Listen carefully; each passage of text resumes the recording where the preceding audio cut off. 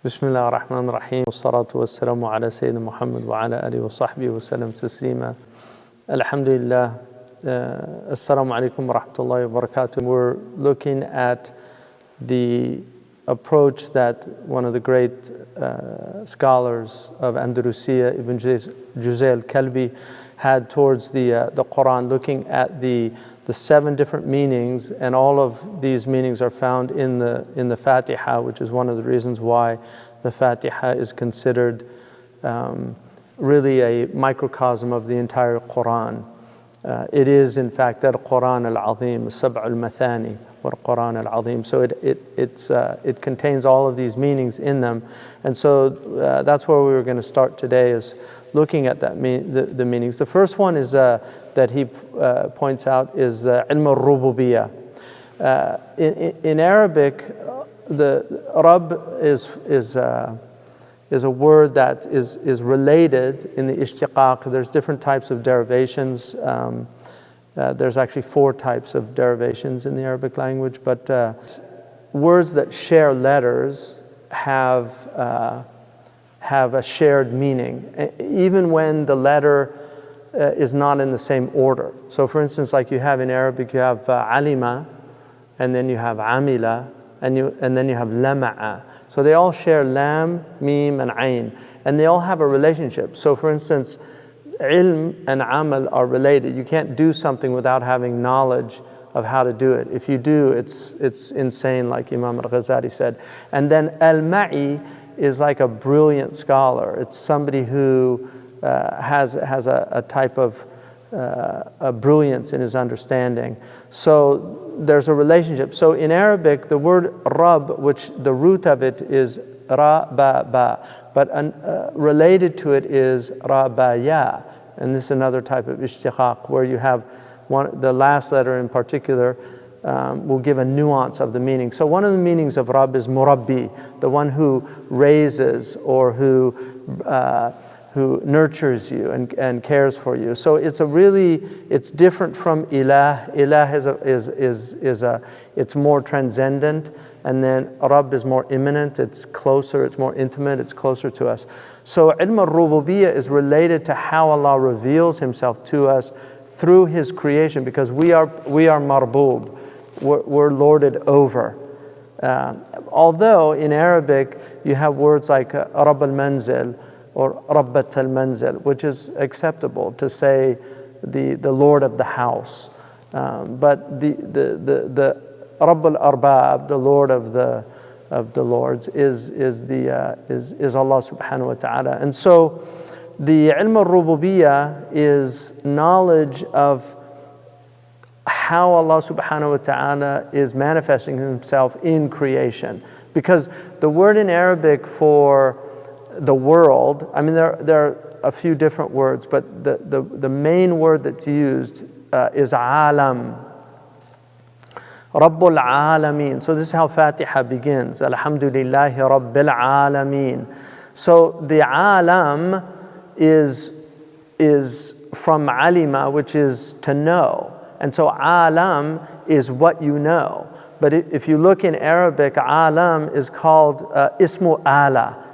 The pattern fa'al is the pattern of the instrument. So it's the noun of instrument.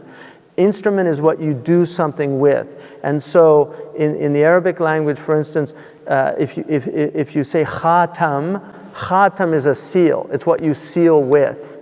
So it's the instrument of sealing. So alam is the instrument of your knowledge. It's what enables you to know. So the world is what enables us to know Allah. Right? Allah is the rabbulalameen. So He's created all these worlds, and this is how we know Him, through the world. So this is ilmurrububiyah. This is the fundamental aspect of the Quran. When you go into the Quran, you will see that constantly Allah is telling us to look at His creation. وَإِلَى الْإِبِرِ كيف خلقت. Haven't you looked at the camel and how it's created? You know, زينا السماء الدنيا بمصابيح. We ornamented the skies. The heavens declare His glory. There are many verses. سيروا في الأرض فانظروا, like travel in the earth and look at the previous civilizations. Look at what happened to them. Look at people who went astray and how they brought themselves to destruction. Pompeii is one of the most amazing places for this, for itibar. Pompeii was the Las Vegas of ancient Rome. Literally. I mean, Pompeii was where they went to what happens in Pompeii stays in Pompeii. I mean, it was literally the Las Vegas of the Roman wealthy. So they would go there and they worshiped the phallus. So on all the houses they had pornographic images, and they actually have a museum where you can go see it. I mean, it's got all the pornographic images that were maintained in the houses.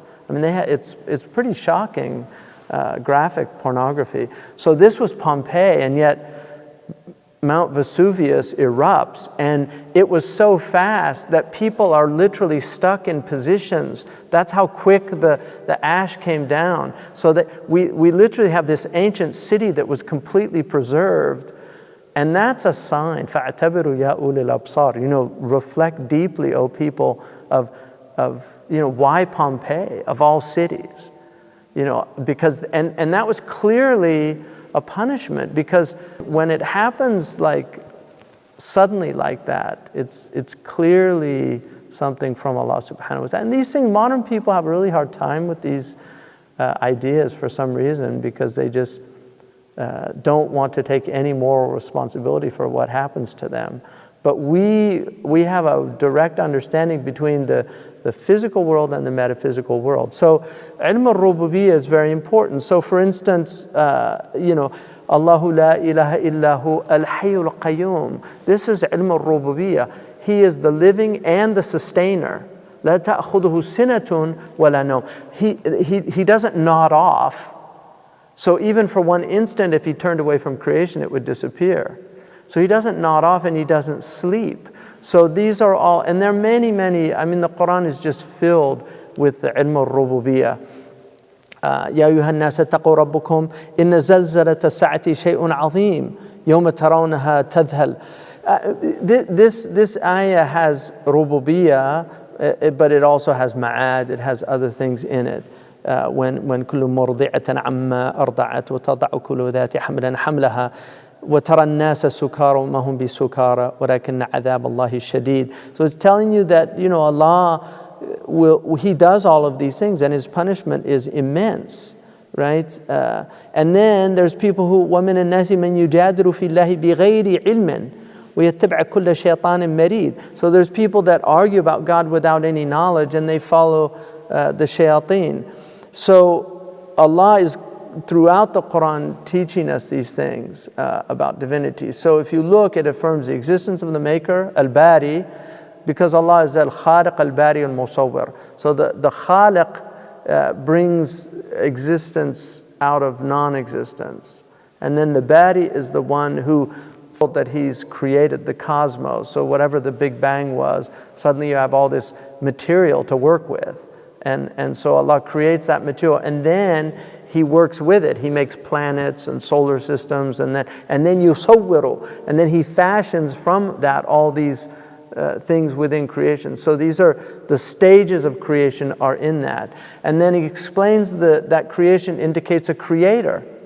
His existence has an apodictic proof. It has an absolute proof, a burhan for His existence, and that is that everything that is created needs a creator. And this is why, again, there's people that have tried to refute this, but this is the fundamental fitrah of people, that it is impossible for people to believe that things just come out of nothing. And we now know through our material sciences the dominant opinion. I mean, it could change, but the dominant opinion of cosmologists, which is the study of the cosmology is the study of where this all came from. The dominant opinion is that it had a beginning, right? There was this energy that exploded, and then suddenly we have this universe that's expanding, which is what Allah subhanahu wa ta'ala says, وَإِنَّ لَهُ مُوسِعُونَ. We are expanding it, right? And then in the end, they call it the big crunch. And Allah calls it in the Quran, the طَيَّ السِّجِّل, like He rolls it up, like He rolls up a scroll. So we have the big bang and then the big crunch. And the Quran indicates both of those. And then also it affirms the unicity of God, which is the act of being one. Allah is simple. In theology, I use that term simple, which simply means that Allah is not compound. You know, there's no parts.